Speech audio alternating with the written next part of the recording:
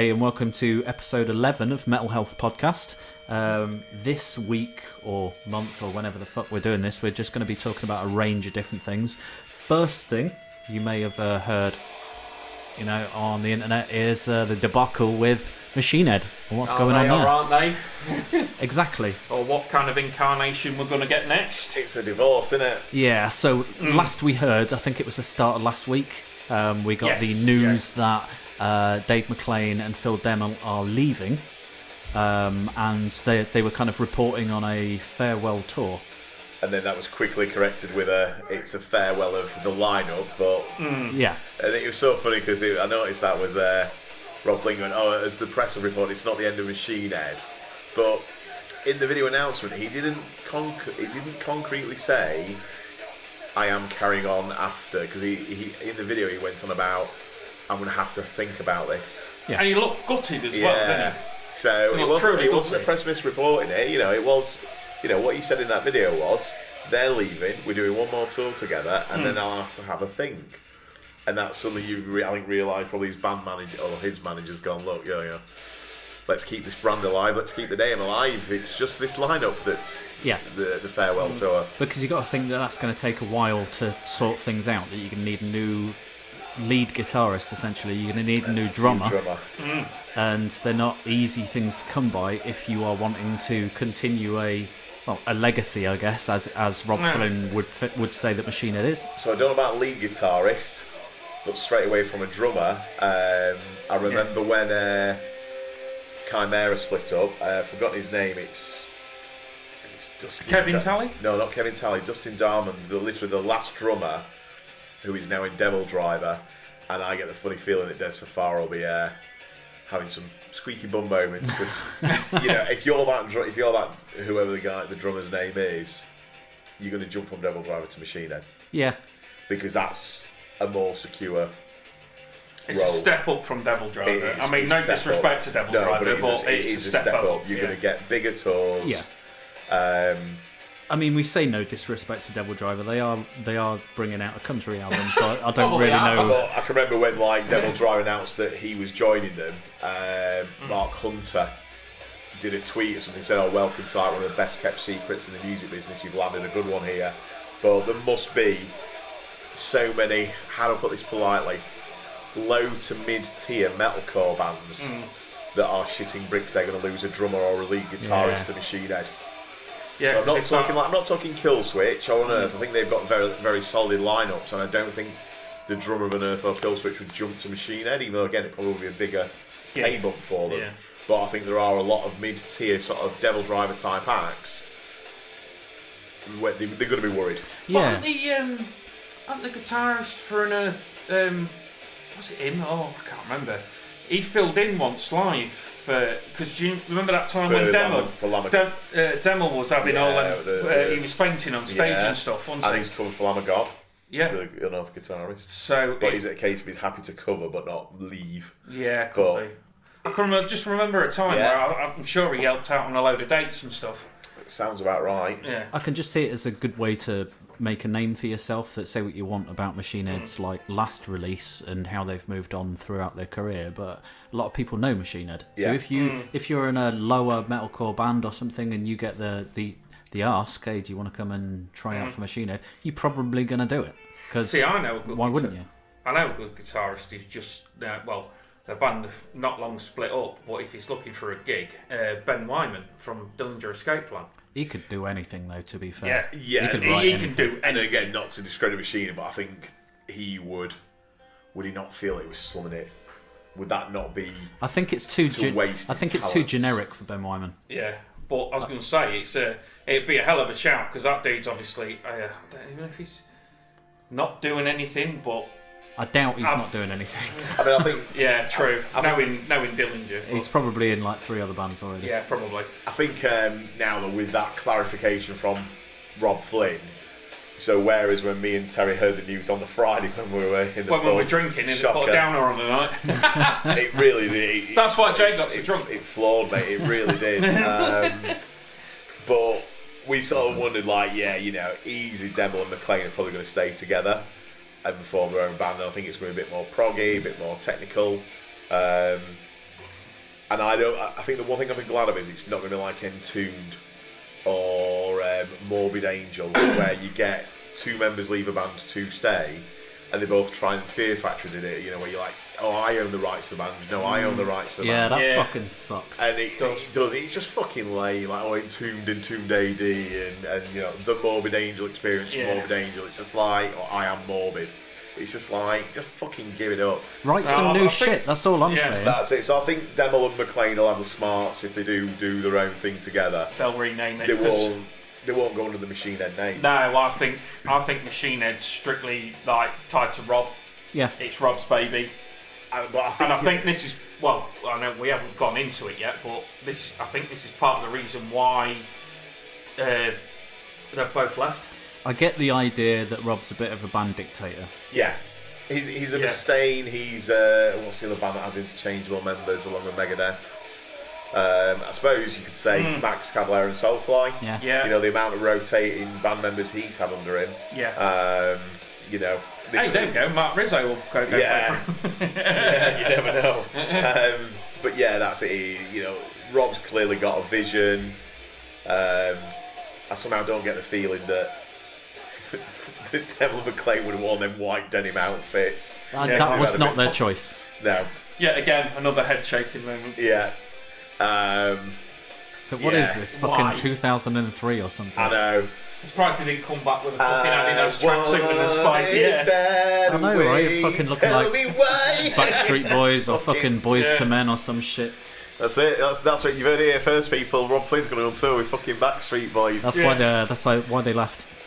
But yeah, I don't know. I suppose if they want to go and do something more creative, then I think all power to them. Yeah. Which I think well, from the sounds of it, it looks like they were being stifled in Machine Head. Obviously not on the Blackening. I mean, I've been a Machine Head fan since the fucking start. Basically, yeah. I'm sure you have as well, haven't you? You know what I mean? You two have as well. So it's just like, I think they've had the shackles on them for a few albums. Yeah. Not the Blackening. No. Probably not the Locust. Probably not Locust. But I think soon, somewhere down the line, Rob's gone, this is what we're doing. And I reckon them two have gone, don't know about this, but it's a paid gig, we'll play along anyway.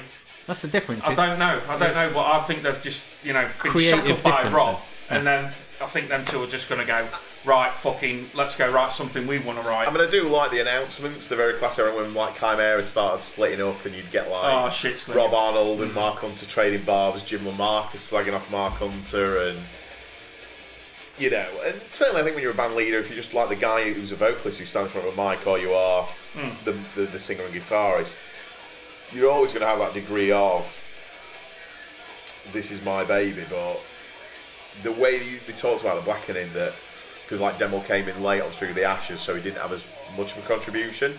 Yeah. But then Rob's announcement is like Dave came with a riff for this, Dave came with a riff for that, and you're like, and yet you're not gonna, you're not just gonna have the reins too tight. Why did you not have a band meeting then and say, right, I know you want to quit, right? Let's reset like we did with Through the Ashes. Kind of that's thing. What happened with Through the Ashes. Like Dave McClain had a big blowout argument with Rob Flynn, and he's like, go back to what we were doing on this album. The more things change, and Burn My Eyes like, let's go back to metal. Let's do this. And let's not stop chasing trends. And and even I can't remember watching. I think there was a video or a DVD where Dave McClain, with the band, Machine Head's manager, kind of backed up McClain and went, "Yeah, do you know what? You're right. Yeah. You do. As a band, this is what you do well. This is why people still buy tickets to see you live, not to hear fucking Supercharger, to hear fucking." Davidian and Old and stuff like that. So this is, it's kind of weird. It's what has happened before will happen again, or all that's happened before will happen again. And you sort of think maybe they could have done this differently. He said, look, just back the fuck off. Let us have more of a say. So you do wonder with this quit. Did they say that? Did they say, look, let's go back to this. Let's ditch all this social commentary. Let's ditch this fucking top 4 frets open chord malarkey of last album. And he's gone, yeah, but this is what I want to do. And they've just gone, right, well, fuck you then. I'm out. if this is what we're going down. I think it's a creative differences thing, and I get the idea that Rob, because he's been in the industry a long time, is a trend follower, so he knows what's big at the moment, and then tries to cater Machine Head to around what that is. So we've had a bit of a surge in the last couple of years of like weirdly new metal. And I think that's essentially what happens with Catharsis. I think that he's tried to move it back to that on what we had on the Burning Red in a way, or Supercharger or something. Like lots of spoken word passages in Catharsis. I think that it's the same issue. I think that we've got to the point where Rob's changed the genre of the band again, and now they've said, okay, this is the second time that it's happened, and I'm still not happy with it. So I think we've got to go and do our own thing. I thought it was pretty shit as well that, you know, that Rob would be the only guy doing press. All the time. There must be like, I would have loved to have like read interviews with Devil and McLean. You know what I mean? I'd love to hear what their thought is. You know what I mean? As a band, I wouldn't. I mean, you know, obviously we've all been in bands, but me and being in bands, I wouldn't want anybody in the band not to have a fucking say. It's like, oh, if you're available for this interview, you go do it.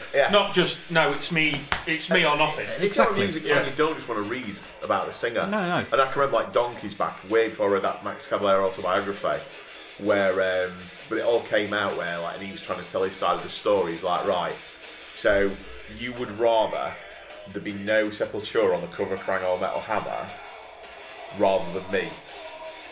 And they were like, yes. He's like, but it's pushing the brand Sepultura. And they're like, yeah, but it's just pushing you. And that's why they fell out. They're like, it should be the band lineup, you know. Why is it always you on the cover? Why is it you? And it's... I agree wholeheartedly. And that's it. And it's just like, and I was the kind of person who wants to read the interview with the bassist, with the drummer, with the other guitarist. And I remember Slipknot pissed me off for that, actually. They were like, oh, we're wearing masks so you don't know who you're talking to, so Sid can do an interview, and Jim can do an interview, and everyone can do an interview. And then even before they took the masks off, it were always just fucking Corey and Joey and Clown. Right. Like they're spokespersons for the band. And it's just like, so that theory about, oh, this is why I wear a mask with bullshit, you just end up like the three biggest egos doing the interviews. And I wanted to read interviews with fucking Sid. I wanted to read interviews with fucking Paul Gray, but you didn't as much. And I hate bands that do sort of say, well, I'll do the interviews and stuff. And it's just like, let everyone have a say. If music fans want to hear from every band. Bands should be like a I don't know, just to turn it like cultish or something, but bands like a brotherhood. You're all in it together. If I was in a band and like one member was just like, oh, I don't know, I'm going to do everything. This is, I mean, oh, the fuck. It wouldn't make me very happy. You know what I mean? So I can see where they're coming from. It's the nature of a band is to have collaboration between all of your members. For everybody. And if you don't have that, then it's really just your show, and you're just bringing people in to like play the shit that you've already written. Yeah, exactly. I do think now as well. So now that Rob has said, "Oh, we are carrying on Machine Head, we're just going to different players," you might as well say it's a modern, it's a groove metal Megadeth now, because I think. Revolving Door. It's going to be Revolving Door. I think he's going to keep the name. And I think, you know, people are going to look back and sort of see, you know, Burmese as like the peace sells. They're going to see the Blackening as like the Rust in Peace. And I think it's just going to be law of diminishing returns now. I think he's going to get different drummers, different guitarists. Here's some controversial for you. At least Megadeth have got Ellefson and Mustaine. Machine Head have just got Rob, that's it. They've just lost their Ellefson and Mustaine as well. Exactly. You know what I mean? McLean would have been their Ellefson. Exactly. That's it now. It's going to be completely revolving. But that what happened when they lost Ellefson the first time around until he came back. That was their kind of like dark period. Where no one really, even if you're a Megadeth fan, objectively you knew that those records, they had some good riffs here and there and some good leads here and there, but there was a reason why everyone loves Rust in Peace and fucking Peace Sells, because that was the Ellefson Mustaine. It's a collaboration of people that are writing the music, and you don't just have like when you've got people together for multiple albums writing stuff, you've got a consistency that runs between them. Yeah. However, when you're swapping out band members, each record could be potentially completely different. Yeah, that's why Soulfly's back arc's so disjointed. Yeah. Because it's just like different band members. So. Different energy for different people writing different ways, and so you're going to get that. I've got one of those things where, like, you know, like when most of a band leaves, and it's like you seriously can't call yourself that band name anymore because it is just you. Yeah. I'm like that in Machine Head at the moment. Yeah. Is that it's not the original bassist. It's not Machine Head. If you release anything more, it'll be Rob Flynn and friends. Yeah, Rob Flynn and 3 Hired Guns. Yeah. But saying that, I mean, like I say, I was surprised how long McLean's been in the band, because he's been in the band since this album. Yeah. Hasn't he? Yeah. Since the more things changed, because obviously it was Contos. It was Contos on the first. Pretty much after like a year of touring, Burn My Eyes. Yeah, that's it. In fact, I think they kicked him out. Yeah. Then you had Logan Madder, didn't it, on guitar, and he stayed for this album, but after that he was gone. Yeah. Was he on the Ashes? No, that was that Haru Luster, wasn't it? Yeah. If you remember. But Haru left after Supercharger. That's it. And so Haru was on Burning Man. This is what I mean. You look at the catalogue and you look at the people leaving. It's really only like every 2 albums you have a swap around, and I think that's why all of their music's so inconsistent. Yeah. That you have like that's a great album. Next album might be shit. Yeah. Yeah. So I'm curious to see who joins Rob Flynn for a better payday. But I think now. I'm curious, but I'm not looking forward to sort of seeing him live or hearing a new release. I think it'll be underwhelming. I am very curious to see what McLean and Demo get up to, who they've got as another vocalist in mind, who they've got as another second guitarist. And I have to wonder now, like when they got rid of Deuce, and like Rob Flynn said, I was going to leave until David McLean said I can't play another night with Adam Deuce. But now, you sort of wonder, will Demo and McLean go, do you know what, we realise it wasn't you that was the problem, it was Flynn. Yeah. With the whole dictatorship thing going on. And what we understood, because that was probably, again, Deuce going, I want to push ourselves and not just do the same old. And Rob's like, no, let's I do wonder, will they get back in touch with it? I think that might be what. But I think they might have the smarts not to use the Machine Head name, that they're going to go, this is not Machine Head. No, because I think that's married to Rob, that Machine Head name. But we'll get on, we'll do this, we'll have a new singer, we'll find a new guitarist. And we'll do the shit that we've wanted to do all the time. So if you didn't like the same old chords, but you like the proggy stuff we did, this is what we're going to do. Because I would really like to see Demo and McLean almost stick together in the next thing that they do. I think that would be sweet. Yeah. No, because as such, that's what I was about to say. McLean's just outstanding drummer, and so's fucking Demo on the guitar. It's just like there's 2 fucking brilliant musicians on the market. And like I said, we reviewed them live, and then before we started doing the podcast, the last time when they were touring Bloodstone, where he was looking bored. bored. Tracks, he looked bored. Yeah, I remember we talking about he enjoys doing you can see him enjoying doing the Through the Ashes material and the Blackening material, and to a lesser degree the Unto the Locust material. Anything out of those 3 albums, he's not so enthusiastic, and he wouldn't hide it. He'd be like, meh. He literally was shrugging like, I can do this, it's 4 frets. Yeah. It's not challenging me. Yeah. I can play with my eyes shut. We noticed as well, because like what Jay's just said, he was just stood there, but then on the other tracks, he was going fucking mental, wasn't he? He's an absolutely spare, but then on some of the Catharsis tracks, he was just playing, walking around, maybe looking at the crowds, and walking over to the other side of the stage. You see, what not that really tells going me, mental. That means he didn't feel the material. What that tells me is that it isn't his material, that it's maybe written by Rob, and then, it's just like, this is what you play. Through this track. Yeah, let's get through to a better one. Yeah. So I'm looking forward for this tour to end, and then I'm really curious to hear. I think once this American tour ends, this Freaks and Zeros tour, I think you're going to get more announcements from Rob, way more announcements from Demo and thingy. And like I said, I think there must be a couple of bands now worried about losing a vocalist, a lead guitarist, and a little bassist. Yeah. Anyway, I've got one last little thing to wrap it up. What's your favourite Machine Head album? Christ. Just end out on I know he's been like a kind of a somber note on Machine Head, but try and pep it up a little bit. Through the Ashes of Empire. Right, I'm going to go Blackening. Me too. I think that's the one that I consistently go back to the most. Yeah, same here. Yeah. I know Burn My Eyes was my favourite for a long, long time. Yeah. I would always pump for Although I Burn My always thought Eyes. this was kind of like the Great Southern Treacle. It's like an underrated gem in the Machine Head catalogue. Yeah. And this one's one of the ones where more listens, the more you get out of it. Lots of deep cuts. Yeah. But I just remember downloading the Blackening like a torrent, putting it on my iPod, walking to work. Yeah, I had a shit-eating grin on and my I was face. just like, the fuck is this? And I was like texting my mate in Sheffield, I'm like, fuck me, Cooch, I've got to hear this is fucking insane.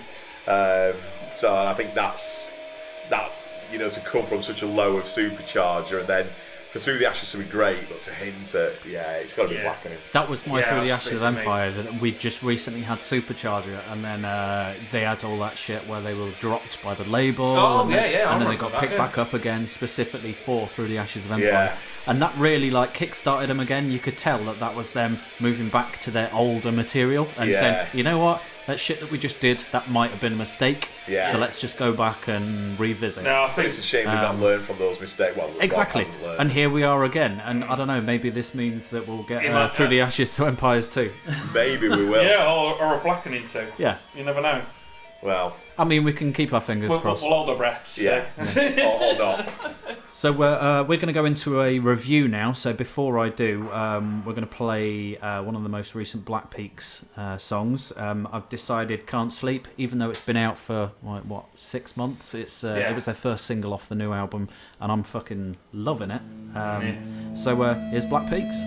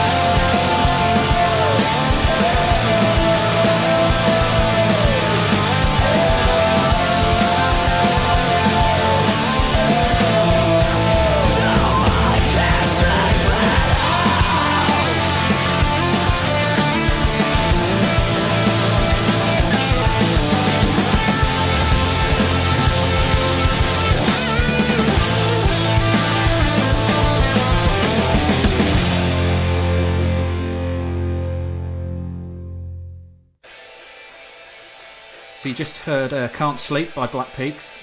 Love that fucking song. So the new album, All That Divides, came out last week. Last Friday, I think it was. Yes, Friday, yeah. So we've... I know me and Terry have been blasting it on Spotify for a bunch. We have, yeah. We've got like varying opinions on it. I find that it's very, very similar to their last album, which, I don't know, I expected. They've got that kind of guess. sound, haven't they? So. Yeah. I mean, I loved the first album. I thought it was fucking fantastic. Statues, yeah, that's great. So I'll pass it around the room because I know that we got different opinions. Jay, how about you start us off? Yeah, so I've never even heard their first album. It's weird. Black Peaks are always a band that had like escaped me. So I've seen them on posters. You know, it's like either you or Terry shared. It's like, oh, Black Peaks are playing this venue and supporting this band, and I'm like, don't know why. It's just never felt the need to seek them out until you're like, right, you know, we're doing the podcast, reviewing it. So I'm like, right, best give it a listen. And I just put it on yesterday morning, and there's just, you know, probably on paper you sort of think I should like this, but nothing grabs me. Really? Yeah, it's just, I'm weird. surprised. I listen to this guitar work and vocals, and I'm like, don't get me wrong, it sounds, I like the vocals, I like the music, but I didn't find myself humming. You know, it's like I could find myself repeating stuff from bands of a similar genre. Maybe I was in the wrong headspace. Maybe, because didn't you say you had this on in the background? I did, yes. I was doing some light work while I was listening to it. Right. So I was claiming for some expenses, but so I wasn't giving it my full attention, I suppose. But yeah, I tried to play it I tried to play it on a Friday, and again I was just like, it's not really. But when I got home from work on Friday, when I finally got home, I was like, listen to it. Because I literally got the house to myself, and literally I heard the first track, and I'm like, no, not appealing at all. That was literally my first gut reaction: is not appealing. One bit, I want something a bit more. And then I thought, well, you know what? I've not even listened to the album in full. That's really harsh. It's almost like me walking out the algorithm gig. Yeah. You know, I'm not. Well, next time they're there, I'm going to force you to watch. Yeah, you know, I'm not giving them a fair shake. That's like me going to like a film and like watching the title sequence and going, well, this is shit, and then walking out. But I don't know. Because even if I'm doing something, I know what you're saying about I was working, so it was on in the background. Yeah. But if I've done that with new albums before, and if it's a new album and it's on in the background, so I'm working at home on a weekend, and like tap tap tap. If it's a good album, I'll kind of go, what the fuck was that? And I'll fire my smartphone and casting it to a speaker. Yeah. And I'll skip back like 3 tracks, and then clearly I missed something then, and I might maybe save my work and I'll go back to that in a bit. And there was not a single moment in this album where I'm like, ooh, what's that? And I think that's where I was at, that nothing grabbed me. Right. Maybe to listen to it again, because me and you were talking about how we both re-listened to Clutch, and now I actually like the full 15 tracks of it. See, this I had the kind of part of my thing with this album. I mean, I'm a lot more positive about this album than Jay, but on the first listen through, I wasn't so wowed with it. Okay. I liked it. I was like, because obviously I've got a good idea of what Black Peaks is. You know what I mean? Because you're just saying there, you've not got. You've gone in dry with it. Yeah, you've gone in dry. You haven't listened to statues. Totally blind. Yeah. But I wasn't wowed. But then I gave it another listen, and it was all on my headphones, and I started to pick out all the little intricacies that they've put in this album. It's very subtle stuff. It's just like some of the melodies are like weaving out of my head. Will, I think, is a fucking amazing singer, because he can do it all. He can sing, he can scream, he can do these little whispering passages. He's just fantastic. I mean, I'm still picking things out now. Okay. I really am. I'm like, it's like a Tool album for me. You know what? I was actually going to mention that, Because there are certain aspects, and I get onto certain songs or certain kind of lifts on songs where I'm just like, that's really Tool. Yeah, but you see, that's it. So when you're playing this track now, like, all I think of it is this is Tool light. Yeah. This is like karaoke Tool. This is someone who's going, we can, because Tool don't release anything in 1,000 years. What we'll do is we'll kind of mimic Maynard and we'll mimic some of the less heavy songs, and this is what we'll do. And it's just like, I think that's one of the things is, it's just like, stop trying to half-ass Tool. Okay, yeah, you see that's it. I'm almost imitation. and a weak imitation at that. Well, there's fucking. I would say, if it's an imitation of Tool, I'd take this over fucking Chevelle, who blatantly fucking ripped them off. Yeah. What about Ultra Spank? Oh, mate, five. Fucking class, dude. But yeah. For me as well, I think they're all on fire here. I mean, guitarist, drummer. I mean, the drumming on this is fucking out of this world. It's really deep. I mean, I don't know if I've got the same. You guys listen to it on different. I've had it on headphones quite a lot. And this is where I'm picking so many things out about this album. I'm just like, fucking hell. Yeah, with headphones, when you've got like some big ass cans on, you pick out like the. Well, yeah, they're up there. Yeah, I mean they're some big ass cans. Yeah. You pick out like the depth and the EQ of every single like instrument. A lot of the times when I'm at work, I will use like little earbuds, but yeah, that's it doesn't get you that fucking kick, does it? I don't look like I'm ignoring the world when I'm in earbuds. But when I'm at home and if I need to listen to something properly, it'll come through the stereo or I'll wear my cans. Yeah. And you do pick up all the intricacies and you pick up all like the deep EQ of everything. And I've got to say that I think that one of the reasons why people struggle with getting into this album is it's got a distinctly kind of indie feel. It has, yeah. It's got an indie feel, but I think there's a kind of a sound from because these guys are from Brighton. Yeah. I think there's a certain sound that kind of comes from that Brighton area because these guys know like Tosca and pick up all the bands from kind of round that area. It's got, I don't know, the sounds of the instruments. So let's say they don't necessarily even use a distortion. It's more of like a crunch. So it's like a crunchy clean.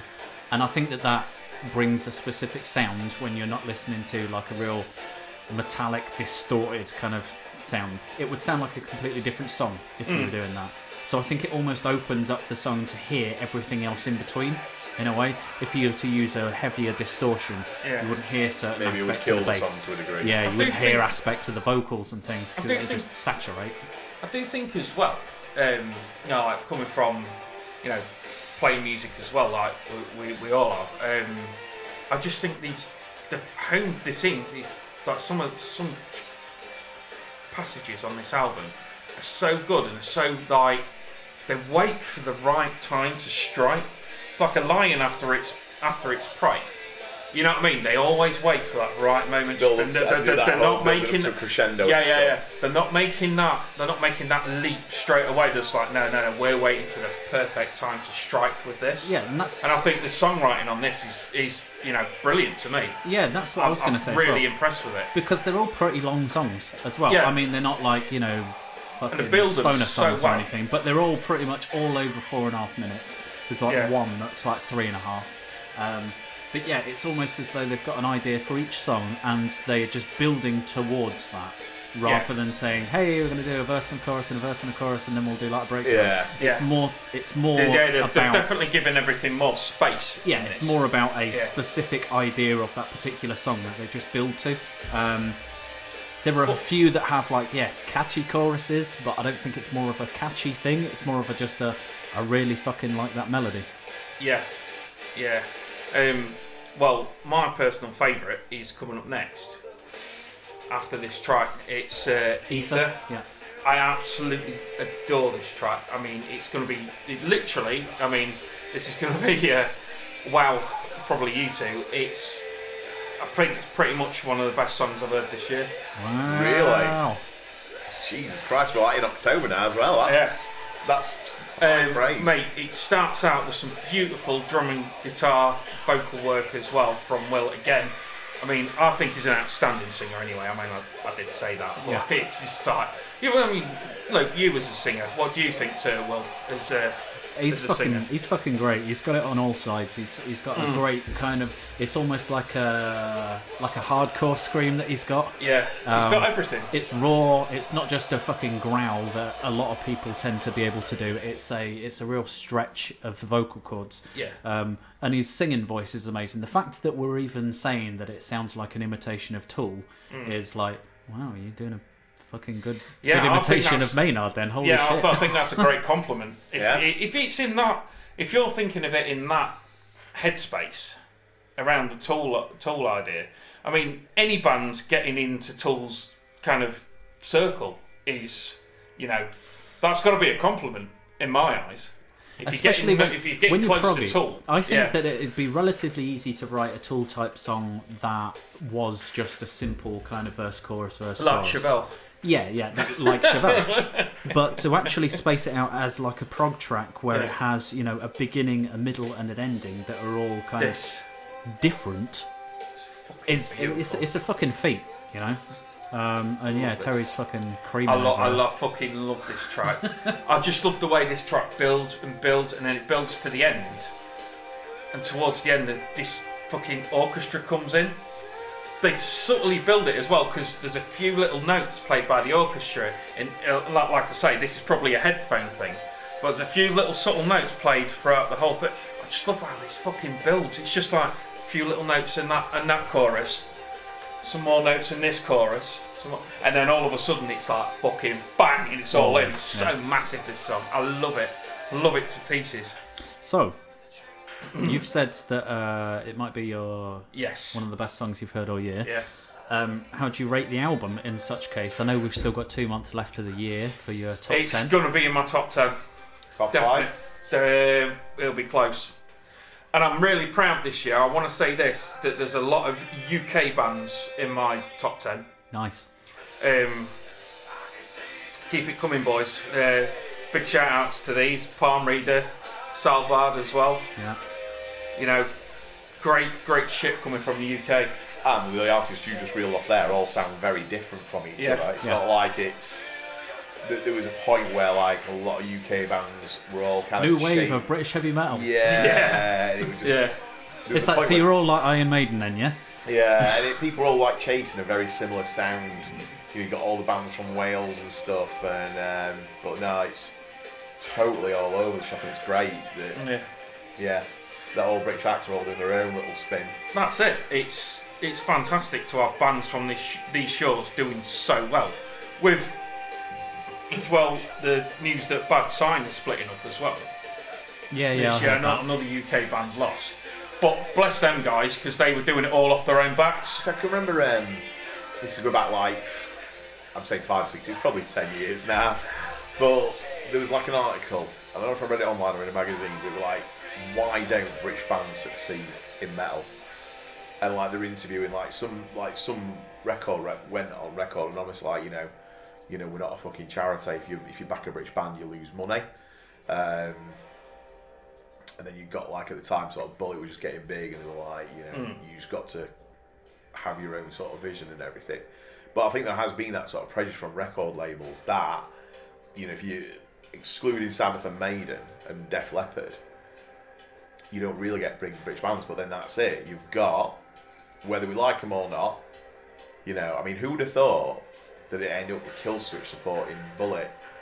Who would have thought that if you listen to Bring Horizon's first album, who would have thought they'd have been filling arenas?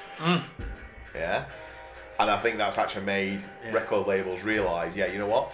A British band, their first album might be a bit rough around the edges, but if there's hints of promise to come, and is that why now you're saying, right, this year, there's fuck tons of British bands. Our label's actually realising, let's take a punt on some of these, let's let them build a couple of albums out. You've got Spotify now, so people don't need to buy CDs and choose and go, I can buy a British band that I've never heard of, or I'll buy another Soulfly album. So back in the days of CDs, like late 90s, early 2000s, I can almost see why a record label was like, no, too fucking risky. Yeah. People are going to go with the devil they know versus the devil they don't.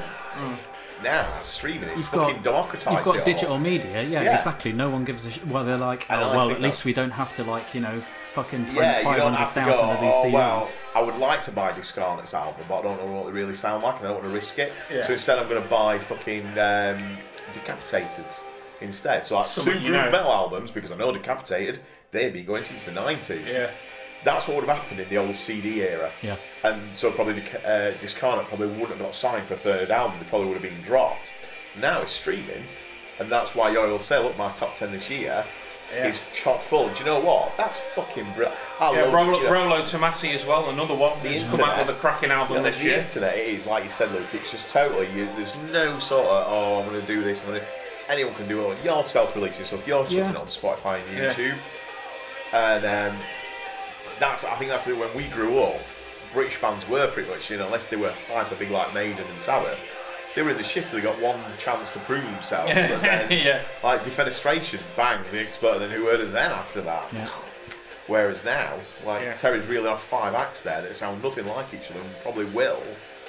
Well, they're all from the UK. And probably won't homegrown talent. And probably won't be kicked to the curb after one album. They'll be allowed to do 2 or 3 or 4. So it's way easier. The internet. It's way easier to just be like, I want to hear this band. I'm going to jump onto YouTube. I'm going to fucking listen to a couple of tracks, and then I'll know whether I like them or not.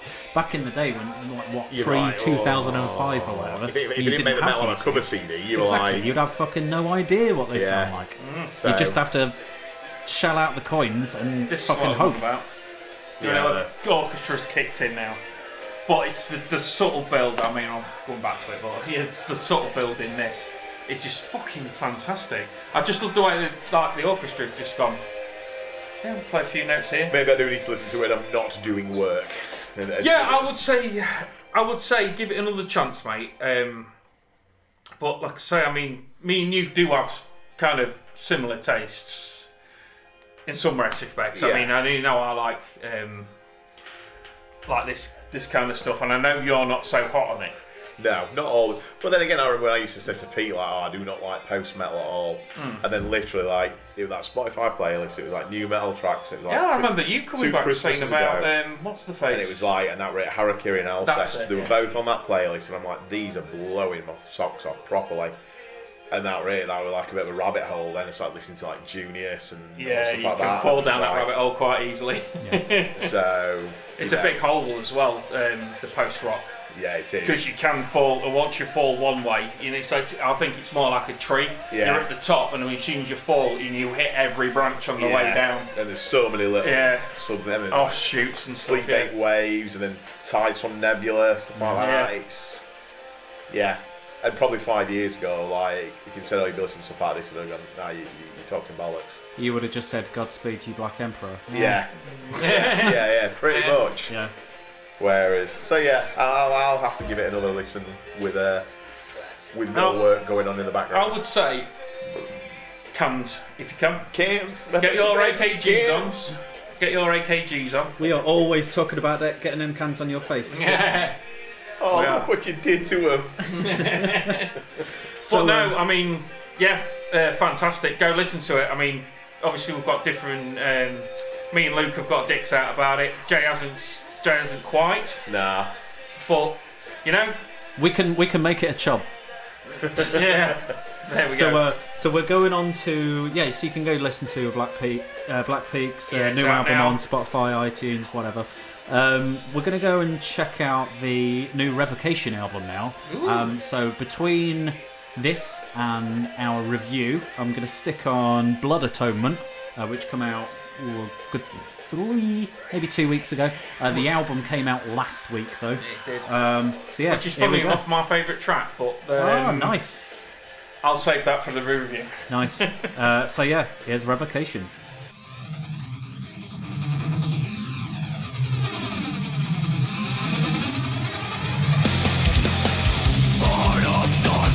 Untouched by the light, no God can forgive these sins. Cleansing ritual, purify. Prepare the sacrifice. Absolution denied. Stains only blood can wash away.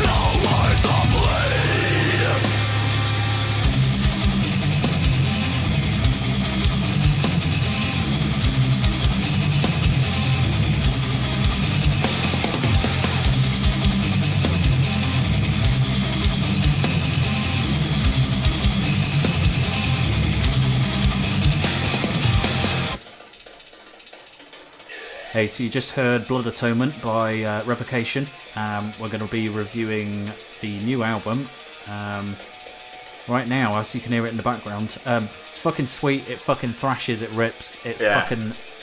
Yeah. I was all over this, because I heard like 3 tracks of it, maybe two tracks over the last couple of months, which, to be fair, is a good amount of tracks to be heard, considering that people have been like fucking releasing 4 and shit. Yeah. And I wasn't disappointed. It's exactly what I expected to be hearing. And it's like got a weird, positive, almost upbeat kind of tone to it, which I fucking love. And as you said, Jay, earlier, it's the kind of thrash overruling the death metal in a way that you want. It's only slightly. It's only by melodically. Yeah. Yeah, I fucking loved it. Passing it around the table. What do you think? Alright. Whoever. Yeah. Really, really, really good album. I know we liked the last album, Jay, didn't we? Yeah. That these guys put out, but yeah, super impressed with this. Still the same high quality. I think they just are a talented batch of musicians. Oh yeah, you can tell them they don't fuck about these guys at all. No, I mean I think they're a cult band. You know, the people who know about and dig them. I think sometimes, like you mentioned this phrase a couple of times, and I read it on a few blogs. Is like whenever like people talk about tech death, they'll always talk about like some go veer too heavy into tech, and then they'll do stuff. They'll chuck in like a really fancy solo, and it doesn't serve the song. And I don't think Revocation suffer from that, but I do think that because there is elements of technical, they're never going to really break out. But that's fine. They're a cool band. I mean, to me, the vocals, it's weird. You can switch between that sort of higher range where it sounds like Chuck Schuldiner from Death. Yeah. But then it can go proper low, like sort of Dave Vincent and stuff like that. It's more true death metal. Yeah. But I like that kind of versatility. And then his solos sound like classic 80s new wave of British heavy metal type solos. Yeah, you imagine definitely. like Maiden cranking out or Steve They're Vai or soaring. cranking out. It's just, but then it's really weird because sometimes they'll like, it's not groove metal by any means. It's not as simple as Decapitated's last few albums. It's not as simple as you chug a groove metal. But there's a couple of tracks on this where like it hits like sort of 2 minutes in and it just suddenly stops into, not stops, but it flips into like a slow stomp type riff, but you'd never say it sounds like Pantera, but it's like they go, right, we've given you those technical flourishes. One thing I'm impressed on this is you hear the bass on this album. You actually hear the bass guitar. And it's a real clean sounding album. Yeah, and normally death metal, it drowns that fucker out. I mean, it's more there. gnarly, and it's got more dirt on it. I mean, you know that bass is there in death metal, because that's always the running joke. Is like, I can remember like people talking like, what's the difference between black metal and death metal? And it's like, oh, someone's turned on the bass amp in death metal. But normally, like if you listen, like excluding Cannibal Corpse, you never really hear Dave Vincent's bass in Morbid Angel. You never really hear fucking the bass in Obituary. You just tend to hear the guitars, but the bass, like I say, it's gnarly, Terry. It cuts through, but it's not a funky poppy bass. Yeah. You still know it is, like you say, it's a dirty, gnarly tone, and it's just like, I like that all 4 musicians are given time to breathe.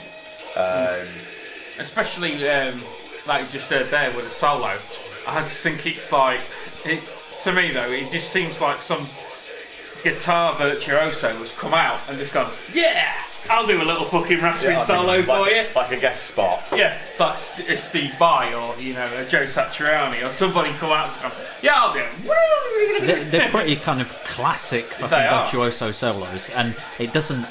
I think I don't know. It's probably tonal because, as I said before, that it sounds more positive, so it's likely more major. And I really like it as well. It's something that you don't really expect when you're listening to something really fucking heavy, that you're going to get like a virtuoso. Yeah, we're talking about cleans and virtuoso stuff where normally you'd be talking about, fucking hell, it's nearly made me shit myself. Yeah, guttural as fuck. But I think the singer, you was going on about the singer, the range. I like his vocals. Yeah, that's where what they sit. You know what I mean? It's not too much. It's not too much one way or the other, even though he can do it. It's not annoyingly high black metal. Yeah. And it's not stupidly low. It's a See that? little. It fits it. But you can That's still hear probably it. as low as it goes, though. That's you know.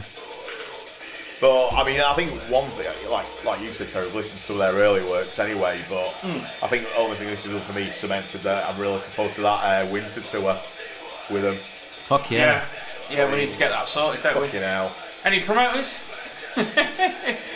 Any what?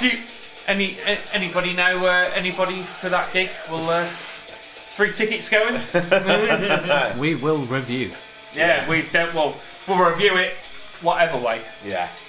But yeah, I think, like I said, I don't think they're never going to break out mainstream. But I think now that there's 7 albums in, if you ignore the EP and like the side project work. Yeah. But I think that in their own way, people who know about Revocation know about them, and that's it. They're almost at that kind of Death level now. Death were never as big as Obituary and Deicide and Morbid Angel when death metal got massive.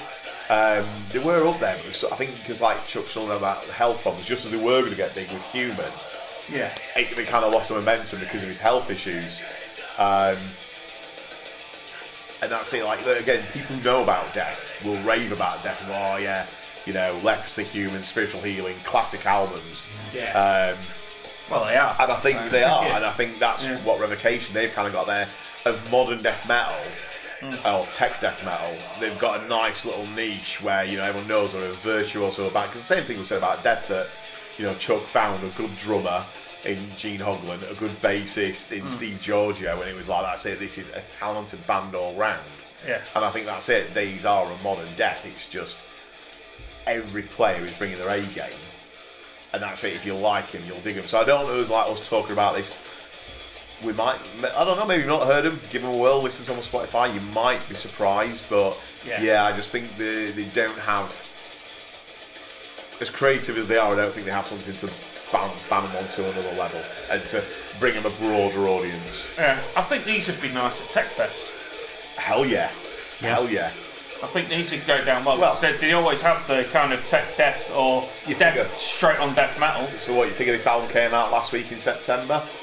So next July, possibility. It's not even a year old. It's still in it's still going to be in the Outer Ones touring cycle.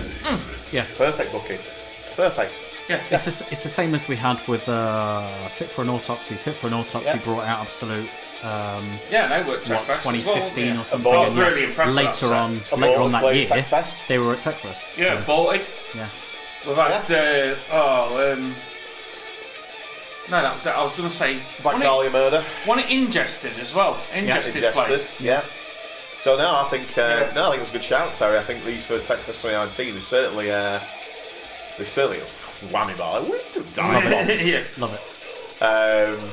But yeah, absolutely. I think that's a great shout. So we've got that winter tour that we're creaming our jeans about. But yeah, I think when it comes to summer next year, if they want to make a hot tin shed even hotter and sweaty, they could do no worse than Techfest could do no worse than book these guys. Yeah, definitely. Yeah, it seems right to me. Also, I wanted to mention that we're going on about broader audience. I would say that the production gives this a little bit for broader audience because it doesn't sound like it's your typical death metal album. Exactly. Morris Sound Studios. As we were saying, you can kind of hear everything in it, and I think that goes along with almost like a prog scene as well. Zeus is the producer. Really? Nice. Oh, right. Good job. Yeah, it is. Because I would produce some other stuff, and you don't normally hear the bass come through. So yeah. Unless you've got some really good fucking equipment like that, it's a good production job. Because I would say that there is people that would be into this that aren't necessarily like full on just death death metal. I think if you like thrash, like you said, it's got that it's. And how 90s is that? That's great. Yeah, see, I get a 90s vibe from this, and I think that's why I'm seeing parallels with death a lot as well. See, do you know what'll happen in this bit? What? The bit I hate at gigs. I don't. Do you know what? Do you know, because they fill in clubs and not arenas. I can't see this being the type of band that'll do oi. I'm like, I think he might just do that. Get something new. I think he'll do some sort of, bang your fucking heads or something like. You know what I mean? I don't think he'll be down for that cheesy oi. Yeah. But yeah. I hope not. I fucking really hope not. So, Anyway. is this, like we did with Black Peaks, is this going to hit your top 10 at all? You see, for this... Is it creeping in? In my opinion, even how much I like it, I don't think this is going to be in my top 10. That's just me. Yeah. So I don't know about you guys, but... I think it's potential on the bubble, but maybe because of the strength of like the rest of this year, if it does... That's it, because I don't think this touches Rivers. 10, 9 or 8. Yeah, exactly. Compare it to Rivers, 9 days. So if it does come in, it's going to be the lower end. It'll be 10, 9 or 8. But yeah, exactly what I thought. I mean, dependent on how the rest of the year goes, and I know that we've got a few more releases. Yeah. The Ocean, oh fucking boy. Well, we've got fucking November. It's a fucking hell of a release month. Yeah, so hell. Dependent on what the rest of the releases are, and I can't see myself not being impressed with The Ocean, but it's possibly going to be creeping in there. But yeah, it's been a good year. Yeah, definitely has. So what we're going to talk about now, you may have seen on the news that Mastodon's Brent Hinds has been given a few little points and pokes out there on how shitty it is to tour and be in a band. Now there was a quote here that I fucking loved, and it just completely, I don't know, defines Brent Hinds in my head. And he says that he's been milk like a dry hyena. I know the quote. How fucking great is that? Yeah. But what do you guys think about this? Look, I mean, that's it. I talked about this in our WhatsApp group, and I think I put it on our Facebook page because it's a serious point. Yeah. And again, this is where I do my whole, I read somewhere once, but I did. And again, I think it was back when I used to read blabbermouth.net. Yeah. And it was when Suicide Silence, so they still had... Who's the old singer? Mitch. So they still had Mitch. So I think it was the Black Crown era, which was their like breakthrough album, really. Yeah. Because didn't they get dude who produces Lamb of God for him all the time? Yeah. Oh man, what's his name? Oh fuck, what's his name? Who's done Gajir? Josh Wilbur. Yeah. Jay's knowledge again. And there was an interview, I think it was with the guitarist though, not with Mitch, but they were sort of saying how they didn't want to do too much touring. And like this guitarist just had this throwaway line, he says, that's what happened to Killswitch. He said, Killswitch exploded. He says, and Roadrunner just kept like saying, out on the road, out on the road, out on the road, out on the road, out on the road. Milking a dry hyena titty. Milking a dry hyena titty. And it is weird because, and I can remember, I'm pissed off with Killswitch. I'm not pissed off with Killswitch Engage, but they did tour a lot, and I remember at a point I was fatigued. I'd seen him a lot. I'm like, do you know what? I've seen these like 4 or 5 times in a mixture of club nights and festivals. To the point where I'm like, and it was just pretty much end of heartache. I think I saw him once on the As Daylight Dies tour run, but in between Alive or Just Breathe and Daylight Dies, I saw him so many times, and I'm like, I don't need to see him again. Of course, then they released a self-title. Then Howard left. Every time since then, I've not seen him live because I didn't want to see him supporting. I didn't want to see him on that tour with Bullet because A, they were supporting Bullet and it had Kane Hill on the bill. Nah. Not fucking interested, thank you very much. And all the other times they kept getting nabbed for like download as an exclusive, and it's just like since Jesse's been back and he's my preferred vocalist, I've not seen him. But yeah, so apparently they were like battered with touring, and they certainly don't tour as much as they used to. No. And you think about it, like Mastodon, they pretty much do two lots of massive touring around each album. Yeah. Once they released not even Crack the Sky, sort of like Blood Mountain and Leviathan onwards, they do like a massive run of like US East Coast, Europe, then probably a few dates like Australia like that, back to America, the other coast, and then the middle states, back to Europe for another run, bang, back into the studio, back out again.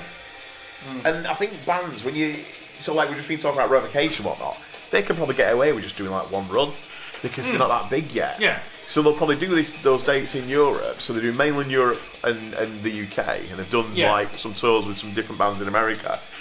But they'll probably just do like one run spaced out. Yeah. I suppose it's like you get a lot of things like, well, we all work, and I suppose you could say this is the best fucking job in the world. being in a band, going out to playing music to people fucking, every night, filled arenas or but it's like we were saying before on filled the venues. podcast. You're going to get burnout.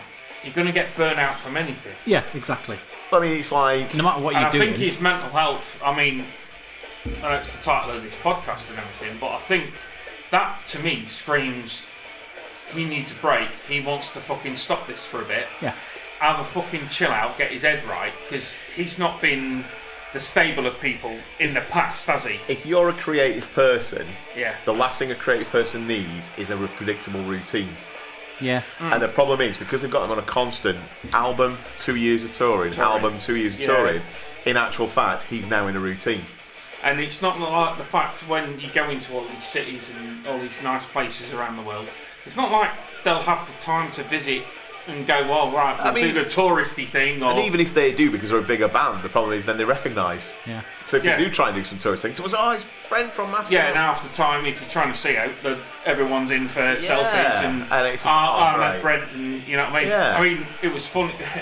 It's a totally different story, but there was one time where I was in Nottingham and I was off to see Deftones, and me and my mate went in to WH Smith's. Fucking hell. We picked up Kerrang at the time, was having a look through. Stefan Chino. As I looked, and we looked to the side and was like, it can't be. It fucking can't be. And there was. There was Chino there, and there was fucking Steph the other side of him. I was like, oh, come to see you, you know what I mean? Blah, blah, blah. Said all Were they reading Kerrang as well? Yeah, I was reading what I was reading. Chino had like a photography book. Okay. Oh, I can see that from him, but and Steph had some guitaring magazine in his hand. Well, not getting a copy of Razzle off a top shelf. No. High times. But they were doing a signing, and we didn't know about this. And they were doing a signing at some record store in Nottingham. Probably fucking gone now. But it wasn't a one that you knew. Yeah, it was like so in the shopping centre there was a little independent one. Yeah, I think that's where they did it. But yeah, we wouldn't have known about it. It was like, oh yeah, we'll come see you tonight, Rock City, blah blah blah. We're really, and he's like, oh yeah, you coming to the signing? And it's like, signing? What sure. Signing? Why not? Yeah. But it was just like, yeah, cool. And he's like, where is it again? But I mean, because when that quote came out as well, and I think it was nice how. So then, I think you landed on it as well, Devin Townsend, and he thought. He thought Metal Sucks had shared the article, and Metal Sucks really nice when it weren't us. We reshared the Metal Injection one, but they had this massive long Twitter interaction. Yeah, I was going to say that Twitter interaction. And he replied to every fan, and they were like, you should take some time out. And he's like, look, he says, I'm very fortunate. I'm at that level where I can do this. He says, but yeah, he says, it's a reality. You've got to tour for your record label, and I'm like, it's got to be. And the thing is, it's a job, isn't it? At the end of the day, and when you're at that level, grind. I mean, when you're at that level, I mean, we did some interviews at TechFest, and you think that, like, if Mastodon play, we saw them at Rock City, start this year, right? Yeah.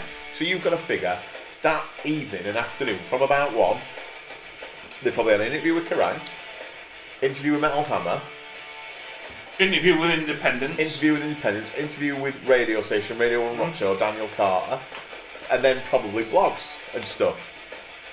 And podcasts. Yeah. And the same questions, you know what I mean? I mean, I always think that if I ever got the chat, you know what I mean? Whenever I don't want to do though, so I was touring. Because they must hear that every fucking time. Oh, so how's the tour going? Yeah. You know what I mean? They must it's like... Always try and put a twist in your questions. Yeah. They haven't heard before, which is the way I was proud of us at TechFest, where we were putting out that mental health question that you came up with, Jay. And every one of them, I mean, even after we went off air, was like, that was a fucking really good question. We've never heard that. We've never heard this before. It's like, I was quite proud of ourselves for that. Know what I mean? I think that was because I remember like a cartoon. I mean, I don't really like sports apart from F1. But I remember this, it's like a meme. It's been shared 1,000 times, and it's just like every sports footage after a match, and it's like saying to one team, so sports team, why do you think you didn't win? It's like, why did you think you did win? We sports pretty hard, but the other team sported harder than we sported, so they sported better, so they won the sport. And it's like, how do you feel about that? It's like, my gross income every year is more than most third world countries. Right. And that's it. And I watch F1 and I watch the interviews with the drivers and the team principals, and they're the same week in, week out. So, so how can you think the strategy didn't work? And why did you take this conservative approach with the tyres? And then they'll go say, what do you think about this driver and this move that they did? And it's all political and stuff. Dick. And it's, no one's herself, they're all giving PR answers. Yeah. And I can imagine again, like, someone like Brent especially, he's got tats on his face, so he's committed to that. He's going, I'm never going to be 9 to 5. I've got tats on my fingers and hands. I've got tats around my eye. He's saying I'm never going to be in that 9 to 5 mould. But he's now in a band that big where that's it. He's got to answer same questions from 15 different bloggers and podcasters, then the magazines and the newspapers and the radio stations, and then he's going to do it all again in Germany, all again in France, all again in Switzerland, all again in Austria. Fuck off to America, do it all again with Liquid Metal and Sirius FM, with Revolver, and he must be like, oh, fucking kill me now. Yeah. I've said the same thing, and I've tried to change the order I've said it, but I am just bored. Yeah. But he even talked about it when he said, I want to go away for 18 months. He didn't say I want to be a hermit. He said, I want to go away, write some different music, just do some stuff, play some stuff, and work out what's what. Yeah. I think he wants to get back to his roots. I won't begrudge that, though. No, because if anyone's screaming out for help, like he is, I think they should take it fucking seriously. Yeah, just go do it. I know you've got commitments and stuff. Obviously, being in a band Mastodon size, they will have commitments that they'll have to meet. Yeah. The worst thing was, I worried it about But 2 I think weeks. afterwards, if that was me in the band, like in Mastodon, I'd be like, We need to take a decision. Fucking, we can fucking chill out for a bit if you want. Yeah, even if not just let's just have like a year hiatus. Yeah, and Lamb of God did that. Now, granted, you could say, well, Randy, and everyone suffers in different ways, and you could say, well, Randy did it far worse because he was in prison and they went out on tour straight away afterwards because they need to make back the legal costs. Yeah. But then he said, you are not going to hear from this band for a long time. But I think because he wants to go do his photography and stuff, yeah. And he's writing a second book. Yeah. But I'm pretty sure I read 2 weeks after this sort of, or might not even 2 weeks, might be like a week and a half after Brent's rant, Mastodon's managers died. Yeah. The guy who manages Mastodon, Gajira, and two other bands. So all those bands are on the cusp of potentially doing an arena on their own. And when we were talking about who's the next download headliners, who's the next gen, and everyone were like, had nothing but kind words to say about it now. He's really hard working, really put his all into the band. And you sort of wonder, is that one of the things that Brent was saying? It's like, it's not just us, it's the roadies, it's the tour managers. Yeah. And I wonder now, are they going, well, do you know what? We've not got a manager at the moment, so they're going to a record label saying, we ain't got a manager. Maybe pull a machine in and say, right, we'll do these tours and we are done for 18 months. No tours, no recording, no EPs, That's no what nothing. I was going to come up with, 18 months radio silence, and then they can just, I've seen Mass on a fair few times over the past, not too many, but I think I've seen enough that I can make do. 18 months, not seeing him at Rock City, not seeing him at a festival. I could. And let him come back stronger and refreshed and vitalised. Yeah. I would say, like I said, I think it's a cry for help from it. If I was in the band, I would definitely be going, right, dude, what do you want to do? Isn't this the way that it used to be though? When you used to get like an album, and then you wouldn't expect to see that band on tour like the next year or something like that. Like, I remember you may get an album like every 3, 4. I don't know, maybe 5 years. I mean, the thrash bands used to knock them out every 2 years, but you only saw them once then. Apart from like Metallica, once they hit Black Album, they were like smashing like fuck. But everyone with like Megadeth and Slayer, right? If they released an album on a 2-year cycle, you saw them once. Whereas now, because of piracy and streaming, they release an album and they will hit Europe twice at least, if not 3 times. I mean, think what Machine Head's Blackening tour were 4 years long. Yeah. Fuck me. You see, this is one band. Imagine that. And I do a fair bit of travelling in my job, but I don't do nowhere near as much as a band member. Yeah. Oh yeah, you'd be fucking. And I've done, I've done like fucking continent hopping. You got to think they're doing it all the time. Yeah. And back and forth as well. Maybe not even in like a strip. It makes sense, kind of. Yeah, because that's a tour never goes down the UK or up the UK. It's go around it. Then back down, then to the left, then to the right, then back up again, then back down again. You're like, there's always going to be a day where you're going to have to drive 300 miles. That's it. Some stretches in America you can get up to fucking 1,000 can't you? Yeah. I can see, and this is the thing now. People bitch about bands who like charge for like VIP meet and greets and stuff. But if a band can do that and then tour a little less, you know, if they can charge $500 for a VIP meet and greet, I can't afford that. Don't think anyone at this table can. No.